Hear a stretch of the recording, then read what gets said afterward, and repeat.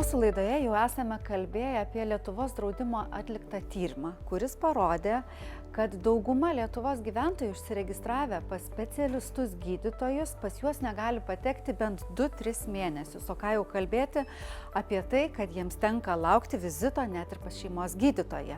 Aišku, kai kurių iš jų sveikata gali net ir pablogėti. Kaip tai, kad negalime patekti pas gydytojus tokį ilgą laiko tarpą, atsiliepia mūsų emociniai sveikatai? Čia yra tokia emocijų grandinė. Tai pirmiausia, atsiranda nežinomybė, po to kažkoksai kontrolės jausmo praradimas ir galiausiai mes tampame labai pažeidžiami tiek emociškai, tiek fiziškai.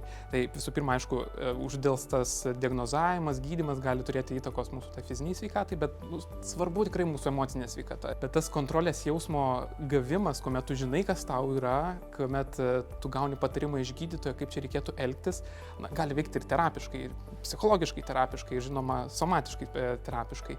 Tas pakliuvimas pas gydytoją, o ne pasitarimas su interneto paieška, su dirbtiniu intelektu, man atrodo, yra toks, būtinas ir privalomas dalykas kiekvienam žmogui. Man atrodo, kad tai, kad kažkas negali patekti pas gydytoją, įtraukia ne tik jį patį, bet ir jo aplinkinius. Tas nerimas kyla ne tik pačiam pacientui, bet ir daugeliu žmonių aplink. Neretai įtraukia šeimą visą ir tie simptomai tik taip gali blogėti toje aplinkoje, kuria didelis nerimo burbulas atsiranda. Ačiū gydytojau, o dabar einu pasiaiškinti, kaip galima šitą situaciją įspręsti.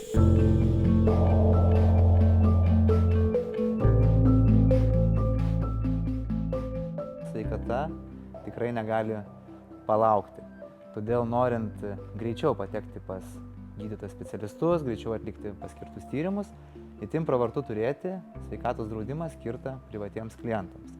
Lietuvos draudimo siūlomas sprendimas leidžia lankytis tiek privačiose gydymo įstaigose, tiek valstybinėse gydymo įstaigose, atlikti paskirtus tyrimus, konsultuotis nuotoliu, kad ir kur bebūtumėte, o svarbiausia atgauti didžiąją dalį sumokėtų pinigų šias paslaugas. Ir kai turime platesnį pasirinkimą, lankstesnės galimybės rinktis iš didesnio spektro sveikatos priežiūros įstaigų, iš daugiau specialistų, tai leidžia anksčiau diagnozuoti ligą ir galbūt išvengti ir sumažinti galimų komplikacijų riziką. Užsiminėte apie nuotolinės konsultacijas. Plačiau papasakokite apie jas. Didžiąją dalį sveikatos negalavimų jau dabar galima spręsti tiek pat efektyviai nuotoliu, kiek ir gyvo vizito metu. Nuotolinės konsultacijos itin praverčia, kuomet ištinka staigus ir ūmus sveikatos negalavimas, pavyzdžiui, karščiavimas, peršalimas, kuomet nereikalinga fizinė apžiūra arba kuomet pacientas, pavyzdžiui, nori pasitarti su šeimos gydytoju dėl neseniai atliktų tyrimų, prasitęsti receptą, pasitarti kitais rūpimais klausimais. Taip pat labai svarbu paminėti, kad Lietuvos draudimo siūlomas sveikatos draudimas šias nuotolinės šeimos gydytojo konsultacijas kompensuoja 100%.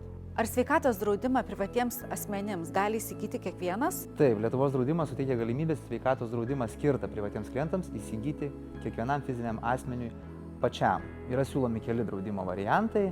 Kaina orientacinė prasideda maždaug nuo 18 eurų per mėnesį, o tikslę įmoką pasiskaičiuoti bei detaliau susipažinti su siūlomais planais kviečiame Lietuvos draudimo internetinėje svetainėje www.ld.lt arba bet kuriame Lietuvos draudimo pardavimo taške. Jūs pasakėt, kad kiekvienas gali pats įsigyti, bet artėja Kalėdų metas ir aš manau, kad būtų nuostabi dovana galimybė pasirūpinti savo artimaisiais. Taip. Tai sakykit, ar gali kažkas kažkam padovanoti štai tokią sveikatos priežiūros priemonę? Be jokios abejonės, ir tai tikrai yra populiarėjanti paslauga, tai yra pirkti sveikatos draudimą ne tik savo, bet ir savo artimiesiems. Tai padarykime Kalėdas gražiamis mums visiems. Taip, rūpinkimės ne tik savo, bet ir artimųjų sveikata.